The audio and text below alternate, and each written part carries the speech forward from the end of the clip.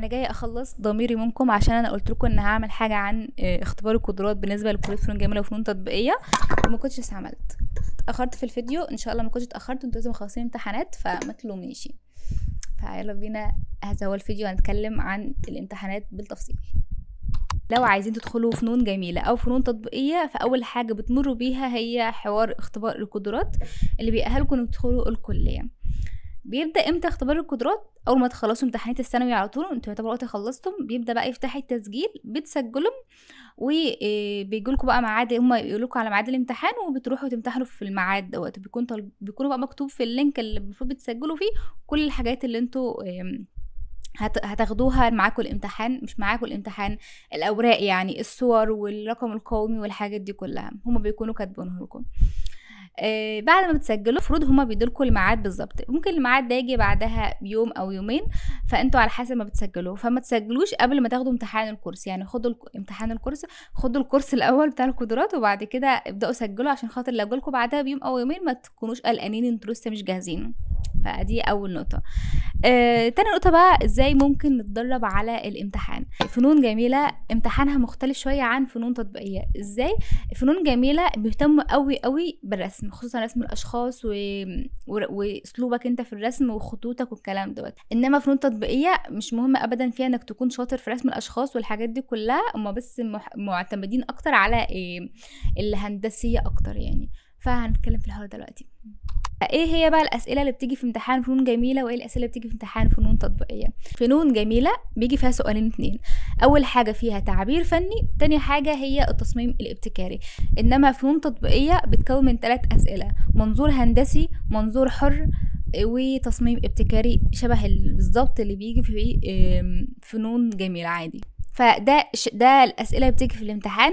مش عارفه هيجيبوا نظري السنه دي ولا لا، يعني ممكن نبقى نسال في الحوار دوت بس حاليا خلينا في العملي. عايزه بس اقول لكم على اهم تدريبات ممكن تتدربوا عليها لو انتوا عايزين تدخلوا الكليه، سواء ده او ده تدريبات مهمه للاثنين ولاي كليه فنيه تانية. هم تقريبا 4 هنشوف دلوقتي. اول حاجه هي برية الرصاص. ازاي ممكن نبري الرصاص بالشكل ده قلم توبي اهوت، ودي بس عشان ماسكه القلم، عشان القلم صغنطوط جدا يعني. لو انتم فشلتم في ان انتوا تعرفوا تبروه بالطريقه ديت فمش مشكله، عادي بقى يعني، تصرفوا وابروه عادي بالبرايه واعملوا بيه، بس الاحسن زي ما بقول لكم انك تعملوا بالطريقه دي، هتجبركم انك تمسكوا القلم بالشكل الصح يعني. ماسكه القلم وبنبري الخشب نفسه، بنحاول نشيل انا نجيب حاجه، وبنحاول نشيل الخشب نفسه.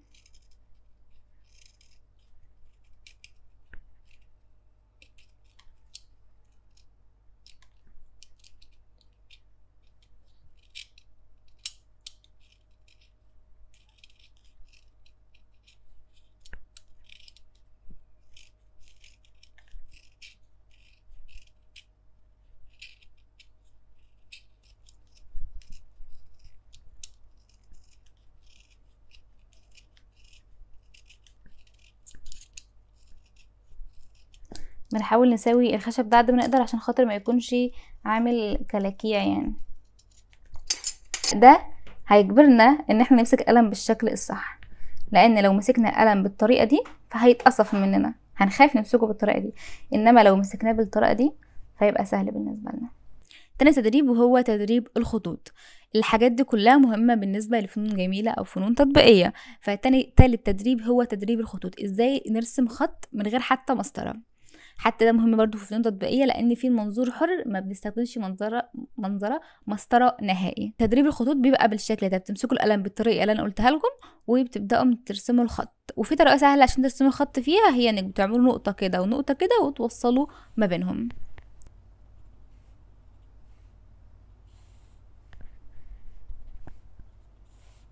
ده بالنسبة لتدريب الخطوط.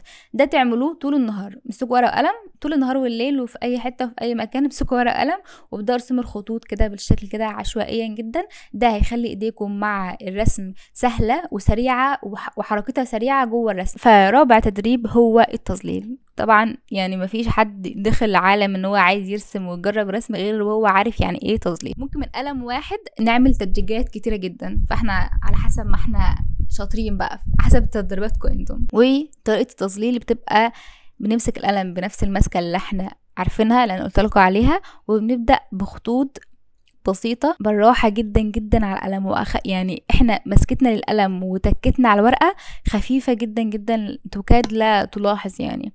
وبعد كده نبدأ كل لما نتقل شوية، كل لما الخط، كل لما اللون معانا او كل ما التون بتاع القلم معانا يغمق. بعد كده هنيجي لتظليل الدايرة والمكعب. ليه؟ لان الدايرة ممكن نظلل بيها اي حاجة واخدة كيرف، انما المربع بنظلل بيه اي حاجة ليها اضلاع زي البيوت، اي حاجة بقى بتليها اضلاع، يعني احنا عارفين الاضلاع في اي حاجة ليها ضلع بنظلل بنفس طريقة المربع.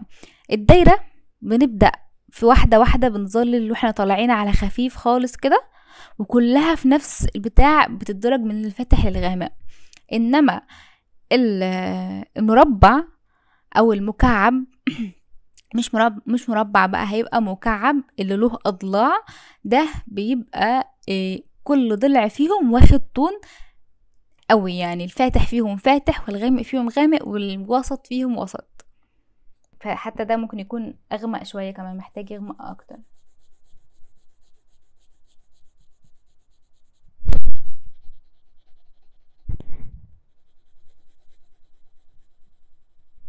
ده شكل تدريب المكعب، كل ضلع ليه طون معين، لان الاضاءة جاية من هنا فده افتح حاجة، ده اغمق حاجة وده اغمق برضو.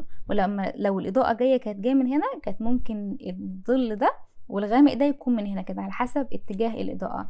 والدايرة بيكون بالشكل ده الكيرفات بتاعتها، لان مثلا عاوزين نعمل حاجة ليها كيرفات بتتلون بنفس طريقة الدايرة. انما ده مثلا لو بيت، تخيلوا ده مثلا بيت، فالباب هنا هوت والشبابيك مثلا هنا، وده الحتة اللي فيها الزاوية، ولو ده شارع كمان هيبقى برضو ضيق كده، وده مظل جدا، وده وهكذا بقى يعني. فدوت اهم 5 تطبيقات، اهم 5 يعني تدريبات تدربوا عليها طول اليوم، سواء نزلتوا كورس او بتدربوا انتوا مع بعضكم في البيت مع نفسكم، يعني مع بعضكم مع نفسكم في البيت. بعد كده هنفهمكم شوية عن ازاي الأسئلة أو طريقة الأسئلة بتيجي ازاي. فنون جميلة أول سؤال فيها اللي هو بتاع التعبير الفني، مهم جدا فيها انك بتعرف ترسم الأشخاص، مش لازم الرسم واو يعني انت بس يبان ان ده كائن حي، انسان واقف بيتحرك، مش لازم يكون أصح حاجة، بس الأهم حاجة ان يكون انت عارف يعني مستواك كويس في الرسم، يبان ان الشخص ده واقف ليه رجلين وليه ايدين وليه عين وليه مش عارفه ايه، حتى لو في غلط شويه في النسب كانك لسه مبتدئ مش مشكله، بس المهم ان يكون هو باين، عشان كان في بجد ناس بتوريني مواهب يعني. فمهم جدا التدريب على رسم الاشخاص، رسم الجسم ورسم الحركه. والتعبير الفني بقى خلينا نشرح شويه يعني ايه تعبير فني. التعبير هو انا مثلا قلت انا مثلا ارسموا عن رمضان، فازاي هعبر عن رمضان؟ ايه الحاجة اللي ممكن اعبر بيها عن رمضان؟ رمضان في ايه؟ في إيه؟ زينة، بيوت مليانة زينة، شوارع مليانة الحاجات اللي بتتحط قدام المحلات، شباب، اطفال بيلعبوا في الشوارع، سفرة واكل ومش عارف ايه، كل الحاجات دي كلها اللي بتعبر عن رمضان بنرسمها في رمضان، تعبير عن رمضان، فتعبير ده بمعنى صح اللي هو تعبير فني يعني. البحر مثلا او المصيف، فممكن نعبر عن مصيف في بحر في شاطئ، البحر والشاطئ عموما، لا البحر حاجة والشاطئ حاجة، البحر كده والشاطئ اللي المهم.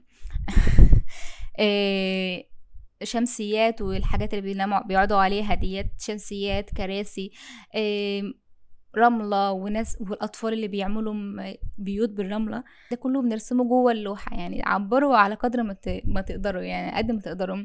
وطبعا اللي ساعدكم في كده ان انتوا تفهموا المنظور ايه، يعني كل ما الحاجة قربت كل ما كبرت، وكل ما الحاجة بعدت كل ما صغرت، ده بتفهموه لو انتوا درستوا المنظور عامل ازاي، او ازاي نعمل فيه منظور في اللوحة. فده بالنسبة للتعبير الفني، اكتبوا كده كذا الحاجات اللي قلتها كده وسيرشوا عنها واتدربوا بيها يعني. بعد كده هنيجي في التصميم الابتكاري، هشرحهم اتنين مع بعض. فده بالنسبة للتعبير الفني بالنسبة لفنون جميلة. انما فنون تطبيقيه ايه اللي فيها؟ منظور هندسي ومنظور حر. المنظور الهندسي والمنظور الحر الاتنين واحد، بس الفرق ان احنا لسه ما بنستخدمش مسطره في المنظور الحر. فالمنظور الهندسي والمنظور الحر في من نقطه وفي من نقطتين، في من 3 نقط، بس ده مش مهم بالنسبه لكم. اللي ركزوا عليه هي النقطه والنقطتين. طبعا في دروس كتير بتشرح حاجه زي كده، وانا ممكن احن عليكم وانزل لكم حاجات، بس لسه مش عارفه الوقت معايا هيكون عامل ازاي. بس لو نزلت لكم خير وبركه، لو ما نزلتش هحط لكم لينكات كتير قوي لناس بتنزل او ناس شارحه، يعني خلاص يشرحوهم، ومنزله كورسات كتير بالنسبه لفنون جميله وفنون تطبيقيه عرب عادي هما بيشرحوها، فهحط لكم اللينكات بتاعتها كلها تحت عشان خاطر لو انتوا عايزين تدخلوا وتتفرجوا عليها. اخر حاجه بقى في السؤالين بتوع العملي دولت، التصميم الابتكاري. فنون جميله زي فنون تطبيقيه في حوار التصميم الابتكاري ده. ايه يعني ايه تصميم ابتكاري؟ عارفين انتوا الاعلانات اللي بتشوفوها وانتوا ماشيين في الطريق، حتى على السوشيال ميديا وانتوا بتقلبوا الاعلانات اللي بتشوفوها في بتاع المحلات او بتاع اي حاجه، هي شبهها قوي كده. انتوا بتعملوا تصميم لحاجه معينه، كأس العالم مثلا، كأنكم بتعلنوا عن كأس العالم، بيكون في كلمة هي أساس. المهم ركزوا قوي قوي على ان في كلمة في تصميم المنظور الهندسي او المنظور الحر او التعبير الفني، مبقوش فيهم كلام، ده كله بقى معتمد على الرسم. انما التصميم اهم حاجه فيه هي الكلمه، هي من ضمن التصميم، لانكم بتعلنوا على حاجه ديت. والمكون الاساسي اللي هو مثلا زي كاس العالم، هو لازم يعني يكون اكبر حاجه في التصميم عشان خاطر هو اللي يلفت النظر، هو البطل بتاع التصميم. وبعد كده بتحطوا مثلا وراه او جنبه او في اي حته العناصر بتاع التصميم. على فكره شبه اول اللي انتوا بتاخدوه في اعدادي، لما كنا بناخد في اعدادي اللي هو اولى وثانيه وثالثه اعدادي دي. ده بالنسبه للحاجات اللي انتوا محتاجين تدربوا عليها بالنسبه لفنون جميله وفنون تطبيقيه. يعتبر ده كل الكلام اللي بيجي في الامتحان، نظري ولا مش نظري بقى. انا هسأل واقول لكم في الديسكريبشن تحت يعني، او في التعليقات هكتب لكم هيجي نظري ولا مش نظري. وبس. ادوات اللي محتاجينها، الوان، لان التصميم الابتكاري هو الوان، هو بتستخدموا فيه الالوان الخشب. انما اي حاجه تانية، المنظور الهندسي والمنظور الحر والتعبير الفني بيستخدموا فيه اقلام رصاص. درجات تجيبوا ايه لو انتوا مثلا مش تروحوا كورس قدرات، فلان اغلب الكورسات القدرات بيديلكم الادوات بتاعتكم معاها. بتجيبوا مثلا HB و 3B اللي هو 3B و 6B مثلا، دول حلوين. ومسطرة واستيكة فحم مش ضرورية، واستيكة، بس دي استيكة طلعنا شوية، استيكة صغنطوطة، بس تجيبوا استيكة كبيرة عادي. ده تقريبا اغلب الحاجات اللي بتيجي في كورس قدرات. يا ممكن تشتري حاجة، طبعا قلم جاف عشان خاطر تكتبوا اساميكم، لو في نظري بتظللوا بالMCQ. ان شاء الله ما يكونش في حاجه انا ناسيها. ممكن تجيبوا برجل عشان خاطر المنظور الهندسي لو انتوا داخلين فنون جميله، قصدي فنون تطبيقيه. فنون جميله ده ممنوع فيها، ممكن تستخدموه في التصميم الابتكاري عشان تعملوا البتاع، بس ده في التعبير الفني لو عملته بالمسطره فانتوا مش داخلين، مش هتتقبلوا في الامتحان. نقطه تانية، ممنوع التظليل بقلم التسييح، نيفر نيفر نيفر. وبس كده. بالنسبه بقى للناس المحتاره تنزل كورس قدرات ولا مش تنزلش كورس قدرات، بصراحه انا من وجهه نظري الناس اللي عايزه تدخل فنون جميله فعلا او فنون تطبيقيه، وده اللي هو عايز تدخلها وواثقه ان عايز تدخلها، تستثمر وتنزل كورس قدرات، لانه هيبقى بالنسبه لك اسهل لما يكون حد معاك كده بيدربك ايد لايد كده، اسهل بكتير جدا ما تكون تدرب لوحدك على النت او حتى بتاخد الكورس ده اونلاين. يعني اتعبوا شويه وانزلوا الكورس عشان خاطر يعني هي بس بيبقوا 3 ايام 4 ايام بالكتير قوي والكورس بيخلص، فاستثمروا شويه وتعبوا على نفسكم وتعبوا نفسكم شويه في الفتره دي عشان خاطر ان دي الفرصه الوحيده اللي قدامكم. فعشان ما ترجعوش بعد كده تقولوا ان انتوا لا ما عملتوش اللي عليكم او ما بذلتوش اقصى جهودكم فما نجحتوش. فانت عشان تكونوا بذلتوا اقصى جهودكم وجنب الكورس انتوا بتتدربوا اونلاين عادي على اليوتيوب عادي مع اي حد براحتكم، بس اهم حاجه يكون في كورس عشان في حد يكون تحت ايديكم كده وبيتابع معاكم على طول، من وجهة نظري بصراحة يعني. وهسيب لكم في الديسكريبشن تحت، انا الديسكريبشن ده هيكون فيه بلاوي، يعني هتكون في حاجات كتير قوي. فهسيبلكوا برضو في الديسكريبشن تحت ناس بتدي كورسات فنون جميله وفنون تطبيقيه اونلاين، او ليهم مكان تحت. هسيب لكم كذا حاجه انا اعرفهم او هشوف يعني، وهسيب لكم كذا حاجه، فخدوا لفه في الديسكريبشن تحت قبل ما تمشوا. وبس كده، اشوفكم في الفيديو الجاي.